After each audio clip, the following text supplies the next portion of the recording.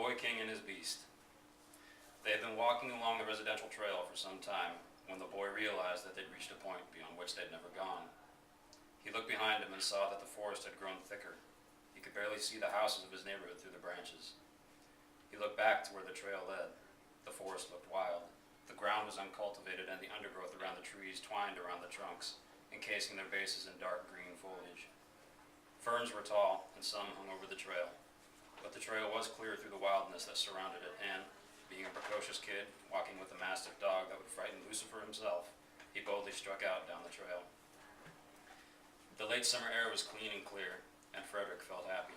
Normally, the days of late summer were tinged with sadness, bittersweet with school looming ominously on the horizon. It was safe to say that he hated school. He thought of it as a factory where he would be herded with all the other kids and subjected to dull lessons. Worst were the students themselves, dumb, vulgar, and ignorant, more concerned with muscle than imagination. Amongst the mindless assemblage, he was an aberration, and was treated as such, relegated to the background, forgotten by both the teachers and students. But he didn't mind, since he found everything about school objectionable. His parents, though, minded his poor grades. "You should be doing so much better, Freddie," his father gently scolded him after another subpar report card. "You're so smart and imaginative. I don't understand." Frederick didn't understand either. He didn't understand why all the fuss about school when it seemed perfectly useless. After these parental lectures, he would go to his room and settle with Brutus, and read Jack London or Jules Verne, and lose himself in the reverie of his imagination and drift as far away as possible. The thoughts of school sank into the background as he and Brutus progressed further down the trail. He inhaled the air and noticed that it seemed fresher out here, filtered by the wildness that surrounded him. Brutus lifted his head high and squinted as he sniffed the air. Fluid ran out of the dog's nose as he savored the new scents around him. Frederick stopped every so often to place his palms on a tree and press his face into the bark. With his arms wrapped around the tree, he would focus on his breathing. As his chest expanded and contracted, he would pretend that the tree breathed in unison with him, and then tighten his embrace until the bark rubbed off on his face. They came to a very large tree, one whose base was as big around as a dinner table, and whose height extended up so far that all he could see was a bright flicker as the treetop swayed in the sun. Frederick threw his arms around the tree, and Brutus followed suit, resting his paws on the tree next to Frederick, and sniffed and licked at the boy's ear. Frederick laughed and wiped away the slobber. "Let's go, boy," and they continued down the trail. They were a most peculiar-looking pair walking together in these wild woods. Brutus, with his large, dark brown, brindle body, is approximately twice as heavy as the boy, and 100 times more imposing. He seemed to consume his surroundings as he moved. Muscle writhed under his thick skin, and he moved with a heavy, long, and confident swagger. He had the head of a Brahma bull, a generous black muzzle, and lips that curtained the jagged teeth.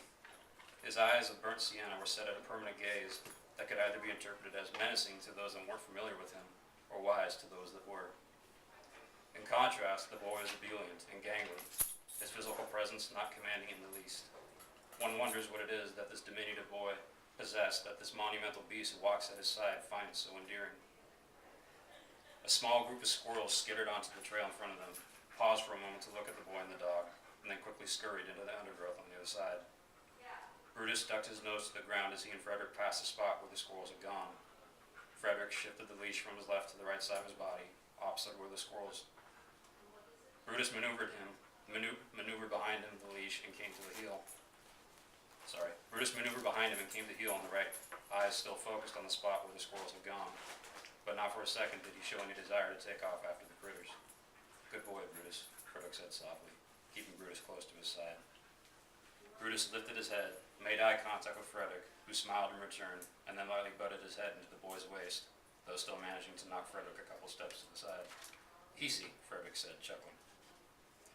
This easy rapport between Frederick and Brutus befuddled his parents.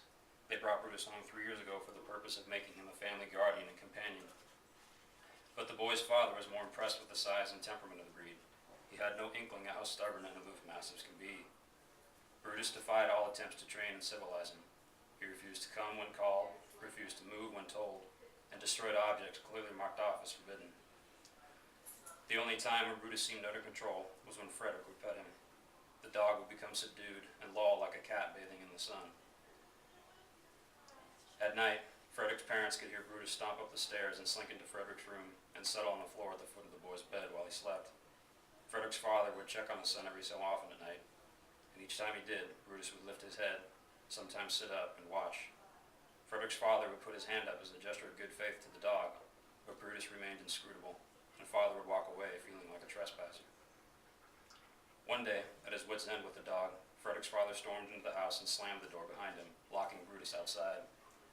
Brutus stood at the door, now a young dog of almost a year, and looked in the house with expectant eyes, as if he'd been involved in a game of tag that had stopped prematurely. "He's a devious little shit is what he is," Frederick's father growled, stomping into the rec room, where he turned on the television and clenched his jaw muscles, fuming with frustration. Frederick approached Brutus at the door and put his hand up to the screen. Brutus pressed his face into the screen and licked, leaving long streaks of translucent slime. He started to open the door, and Brutus stood in rambunctious expectation. "Sit," Frederick said calmly, keeping the door closed. But leaving his hand on the handle, Brutus whined and licked his chops. "Sit," Frederick repeated again calmly. Brutus sat, and Frederick opened the door. "Stay," Frederick said as he walked past the dog, who stayed in place, but craned his head around to watch as Frederick walked past. Frederick's father and mother came to the screen door to watch. Brutus turned to face Frederick and shuffled his legs as the boy stood before him. Frederick's parents became afraid that Brutus was preparing to charge, and his dad made to open the screen door. "Stay," Frederick said with a bit more sternness, holding his right finger up to the dog to warn him off.